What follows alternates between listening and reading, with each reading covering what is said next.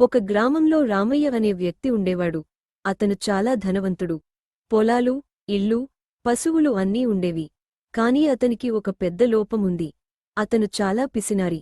ఎంత డబ్బు ఉన్నా ఒక్క పైసా ఖర్చు పెట్టడానికి ఇష్టపడేవాడు కాదు. రామయ్య ఇంటికి ఎవరైనా అతిథులు వస్తే వారిని సరిగ్గా ఆహ్వానించేవాడు కాదు. ఇంట్లో అన్నం లేదు, ఇప్పుడు సమయం కాదు అంటూ పంపించేవాడు. ఇంట్లో మంచి బియ్యం ఉన్నా తానే పాత బియ్యంతో అన్నం వండించుకుని తినేవాడు. కొత్త బట్టలు కొనడానికి కూడా ఇష్టపడేవాడు కాదు. పాత బట్టలు చినిగిపోయినా మళ్లీ మళ్లీ కుట్టించుకుని వేసుకునేవాడు. రామయ్య భార్య లక్ష్మమ్మ చాలా మంచిది. ఆమె ఎప్పుడూ భర్తతో డబ్బు ఉన్నప్పుడు దానిని మంచికి ఉపయోగించాలి, అవసరమైన వారికి సహాయం చేయాలి అని చెప్పేది.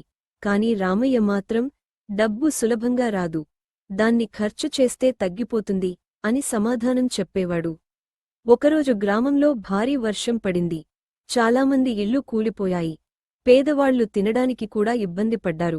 గ్రామ పెద్దలు అందరూ కలిసి సహాయం చేయాలని నిర్ణయించారు. ప్రతి ఇంటివాళ్లు తమకు తోచినంత ఇచ్చారు.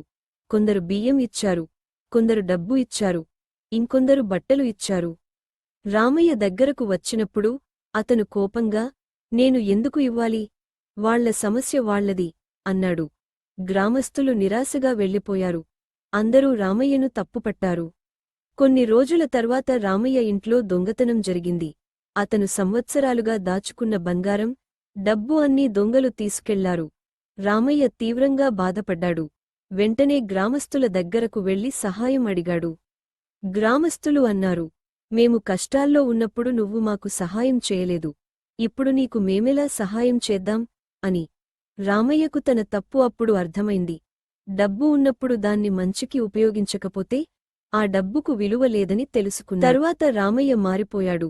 పేదవారికి అన్నదానం చేయడం మొదలుపెట్టాడు. పాఠశాలకు డబ్బు ఇచ్చాడు. గ్రామంలో బావి తవ్వించాడు. అందరికీ సహాయం చేస్తూ మంచి పేరు సంపాదించాడు. అప్పటినుంచి గ్రామంలో ఎవరికైనా పిసినారి అలవాటు కనిపిస్తే రామయ్యలా ఉండొద్దు అని చెప్పుకునేవారు.